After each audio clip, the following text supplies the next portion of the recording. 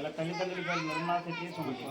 వీళ్ళు వేరే శైలవ మతస్థులు. వీళ్ళు ఈ వేరే శైలువులకి ఏంటంటే వీళ్ళు ఓన్లీ భ్రమరాంబ మల్లికార్జున స్వామిని కొలుస్తారు. వీళ్ళు వేరే దేవుని కొలరు. వీళ్ళు అక్క మహాదేవి తల్లిదండ్రులకు చాలా వరకు సంతానం ఉండదు. వీళ్ళు సంతానం కోసం పరితపించే టైంలో సాధువులు విద్వాంసులు వేద పండితులంతా మీరు అధైర్యపడద్దు, మీకు భ్రమరాంబాదేవి అంశం వల్ల ఆడపిల్ల పుట్టబోతుందని చెప్తుంటారు. అయినా సరే వీళ్ళు పిల్లల కోసం సతమతమవుతూనే ఉంటారు. కొన్నాళ్ళకి ఆడపిల్ల పుడుతుంది. పుట్టిన వెంటనే మహాదేవుని నామకరణం చేస్తారు. యోగులు సిద్ధులు అనే శివశరణి అని పిలిచేవారు. పుట్టిన దగ్గర నుంచి అక్క మహాదేవ అమ్మవారి విద్యాభ్యాసం అంతా బసవేశ్వర గురువు గారి దగ్గర జరుగుతుంది. ఆయన నిత్య శివారాధకుడు. ఆయన అమ్మవారి జాతకం వచ్చే వాళ్ళ తల్లిదండ్రులకు చెప్తాడు, మీ అమ్మాయి శివధ్యానం దొరుకుతుంది తల్లి అని. ఆ నియమంతో చిన్నప్పటి నుంచి స్వామిని కొలవడం మొదలుపెడతారు. ఆవిడ యుక్త వయసు వచ్చిన తర్వాత మల్లికార్జున స్వామి స్వరూపాన్ని చూసి చేసుకుంటే మల్లికార్జున స్వామిని పెళ్లి చేసుకోవాలని దృఢ సంకల్పంతో ఉండేది. అక్క మహాదేవి చాలా సౌందర్య రాశి. ఎంత సౌందర్య రాశి అంటే ఆవిడ అందాన్ని చూసి ప్రతి దేశాన్ని పరిపాలించే రాజాల అక్క మహాదేవిని పెళ్లాడాలనుకునేవాడు. ఎప్పుడు వాడు శరీర సౌందర్యాన్ని చూసి ముడిచిపోయేది కాదు. ఎప్పుడూ శివారాధనలోనే ఉండేది. కర్ణాటకలో పుట్టి పెరిగింది కాబట్టి కర్ణాటక రాజ్యాన్ని పరిపాలించే రాజు కౌశిక మహారాజు అమ్మవారి అందాన్ని చూసి తన పట్టాపురాణిగా చేసుకోవాలనుకుంటాడు. అనుకున్న తక్షణమే తన మంత్రి చేత అక్క మహాదేవి తల్లిదండ్రులకు కౌరు పంపుతాడు, మీ అమ్మాయిని నేను పెళ్లి చేసుకుంటాను అని. వాళ్ళని నిరాకరిస్తారు. మా అమ్మాయి కారణ జన్మరాలు, ఈ జన్మకు పెళ్లి యోగం లేదు, ఒక శివాయికి అంకితమని చెప్తారు వాళ్ళు. ఆ విషయం మంత్రి రాజుగారితో చెప్తే రాజుకి చాలా కోపం వస్తుంది. ఏంటి వీళ్ళు నా రాజ్యంలో బతుకుతూ నేను పెళ్లి ఆడదామని నిరాకరిస్తున్నారు, బలవంతంగా సరే అక్క మహాదేవిని తీసుకురండి, నేను రాక్షస వివాహం ఆడదని చెప్పి రాజుభటులు పంపిస్తాడు. అడ్డు వస్తే చిరచ్ఛేదనం చేయమని చెప్తాడు. రాజుభటులు వచ్చినప్పుడు అక్క మహాదేవి తల్లిదండ్రులు బాధపడుతూ ఉంటారు. ఏంటి మా అమ్మాయి జీవితం రాజు చెరలో మగ్గిపోతుందేనా, మా అమ్మాయి కంటూ శివధ్యానం దొరకదా అని. తల్లిదండ్రుల బాధ చూడలేక అక్క మహాదేవి అమ్మ రాజుగారి దగ్గరికి వెళ్తుంది. వెళ్ళి రాజమ్మను పెళ్లి చేసుకున్నాను, కాకపోతే నువ్వు 3 షరతులకు అంగీకరిస్తే నేను నిన్ను పెళ్ళాడతానంటాడు. అమ్మవారు అందానికి దాసుడు, ఏ షరతుకైనా అంగీకరిస్తానంటాడు. ఫస్ట్ షరతుగా మత మార్పిడి విధానానికి అంగీకరించమని అడుగుతుంది. ఆయన జైన మతస్థులు, వీళ్ళు వీర శైలవులు. జైన రాజ్యంలో వీర శైలవులు అంటే చాలా నీచంగా చూసేవాడు రాజుగారు. అయినా సరే అమ్మవారు అందాన్ని చూసి ఆ షరతుకు అంగీకరిస్తాడు. తాను కూడా మత మారడానికి అంగీకరిస్తాడు అమ్మవారు అందాన్ని చూసి. రెండవ షరతు ఏంటంటే నేను నీ రాజ్యంలో ఉన్నంతకాలం సాధు సన్యాసులకు నిత్య అన్నదానం చేస్తున్నారంటాడు. మూడవ షరతు ఏంటంటే నేను నీ రాజ్యంలో ఉన్నంతకాలం సాధు సన్యాసులకు అన్నదానం చేయాలంటది. దాన్ని కూడా ఒప్పుకుంటాడు. మూడవ షరతు నేను నీ రాజ్యంలో కొన్ని రోజులు ధ్యానంలో కూర్చుంటాను, నా ధ్యానం అయిన తర్వాత పెళ్లి చేసుకుందాం, అంతవరకు నన్ను తాకవద్దంటది. దాన్ని కూడా ఒప్పుకుంటాడు. చేస్తే 1 రోజు 2 రోజులు ఎలా పెళ్ళాడుతుంది కదా అని. తన రాజ్యంలో చిన్న శివలింగాన్ని ఏర్పాటు చేసుకుని అమ్మవారు తపస్సులో కూర్చుంటారు. రోజులు గడుస్తుంటాయి, నెలలు గడుస్తుంటాయి, సంవత్సరాలు గడిచిపోతూ ఉంటాయి. రాజుగారికి వృద్ధాప్య దగ్గర పడుతుంది.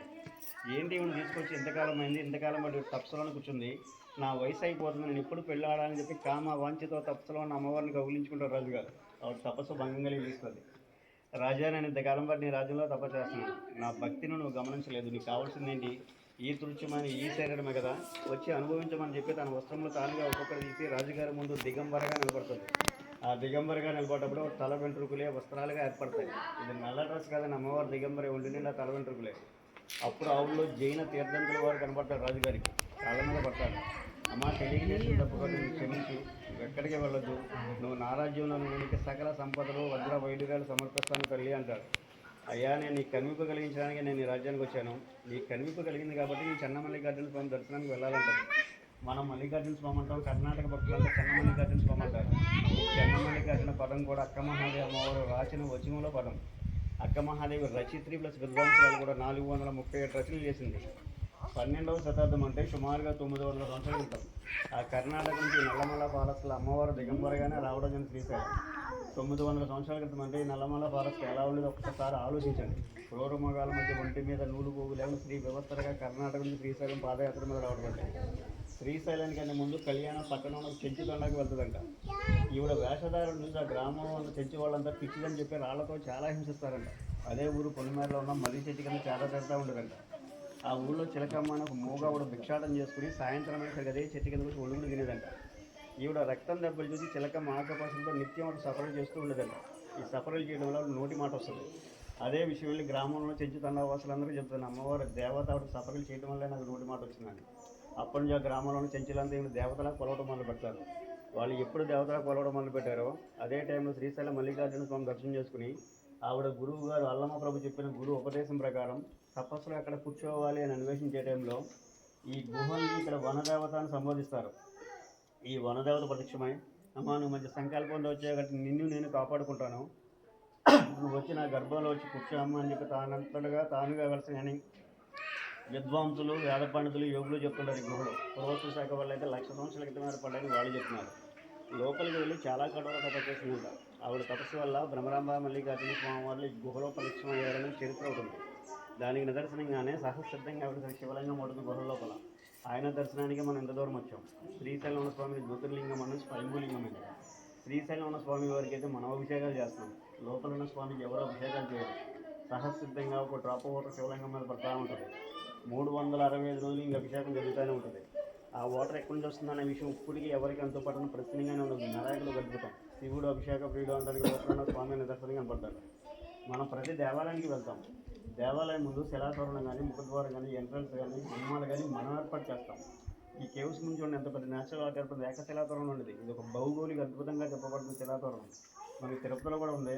తిరుపతిలో ఉన్నది 20,000 పొడుగు ఉంటుంది, 200 పొడుగు, 14 వెడల్పు. భగవంతుడు గుహలో ఉన్నాడు అన్న నిలువుడనే దర్శనం. నెక్స్ట్ స్వామి మీద పడే డ్రాపు 365 నుంచి చుక్కే పడుతుండదు. వర్షాకాలంలో ఎక్కువ కానీ ఎండాకాలం తక్కువ కాకుండా దేవుడు లేడని వితండవాదం చేసుకోవాలంటే వాడు కూడా లోపల భగవంతుడు కనపడతాడు. అటువంటి ప్లేస్లో కదా సైలెంట్గా వెళ్తే మీకు ఉపయోగకరంగా ఉంటుంది. తర్వాత మీ ఇష్టం అది. మీరు శ్రీశైలం స్వామివారి దర్శనానికి వెళ్ళారా? స్వామివారి కంటే ముందు 3 నల్లరథ విగ్రహాలు ఉంటే అప్డేట్ చేస్తారా? అలా రైట్ సైడ్ 2 గర్భగుడికి ముందు ఉంటే బ్లాక్ విగ్రహాలు ఇలాగే ఉంటాయి. ఒకటి అత్తమహాదేవి అమ్మవారి విగ్రహం, 2 హేమారెడ్డి మల్లమ్మ విగ్రహం, మన సిద్ధరామపై విగ్రహం. వీళ్ళ ముగ్గురు కర్ణాటక భక్తులే, మళ్ళీ మానవ జన్మెత్తిన మనుషులే వీళ్ళు. మానవ జన్మెత్తిన మనుషుల విగ్రహాలు తీసుకెళ్ళి స్వామివారి కంటే ముందు పెట్టారంటే ఒకసారి ఆలోచించండి. వీళ్ళు ఎటువంటి సిద్ధిపరులు. ఈ ముగ్గురు అక్కమహాదేవి తపస్సు చేయడం వల్ల ఈ స్వామి దర్శనాన్ని మనం ఎంత దూరం వచ్చాం. మీరు చాగంటికి ఉండసలా ప్రవచనం ఉంటారు కదా, అక్కమహాదేవి గుహల కోసం ప్రతి యూట్యూబ్లోనే ఉంది.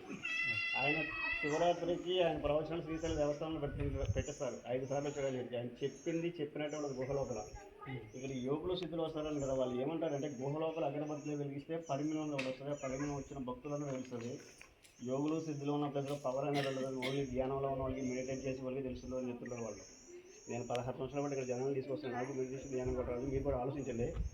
మన కొండ ఎక్కడో మన 4 తిమ్మలు వస్తుంది. ముక్కు నుంచి మైండ్ సెట్కి కూల్నెస్ తెలియదు. మన ప్రమేయం లేదని మన కళ్ళు మూతలు పడతాయి గుహ లోపల.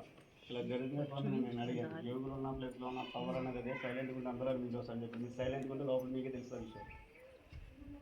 ఇది అభిషేకం జరుగుతుందని కుండపోత అభిషేకం జరగదండి. ఒకసారి మీరు ఆలోచించండి. ఏ రాజశిలా విగ్రహానికి మనం అభిషేకం చేసిన 10 మందిలో విగ్రహాన్ని ముట్టుకుంటే మన చేతిలో ఉన్న వేడికి ఎటువంటి విగ్రహమైనా తిరిగిపోతుంది.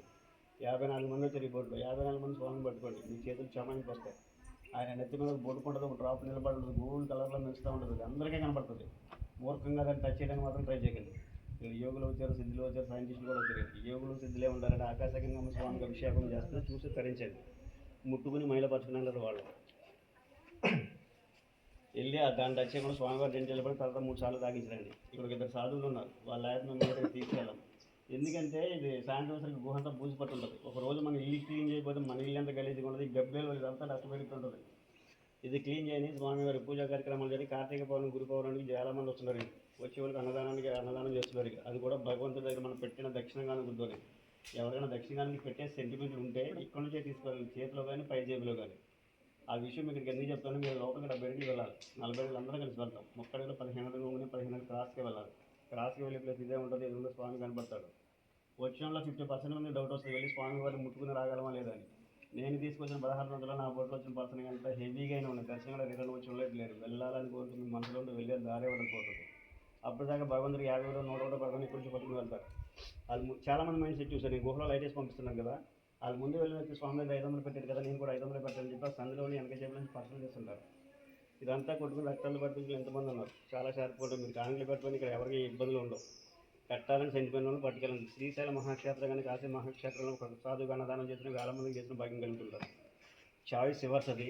మొబైల్ వెళ్తులో వెళ్ళాలి, మొబైల్ వెళ్తులో రావాలి. స్వామివారిని మాత్రం ఫోటోలు దిగాలి ట్రై చేయగలరు. వచ్చే అమ్మ దర్శనం, అలా వెయ్యి దర్శనం దిగే ఫోటోలు దిగాలి. వీళ్ళు బోట్లో కూర్చొని లాస్ట్ పర్సన్ దర్శనం అయితే బోటు బయలుదేరుతుంది. బయలుదేరుతుంది మేడం. ఇక్కడ పెట్టుకోండి మేడం.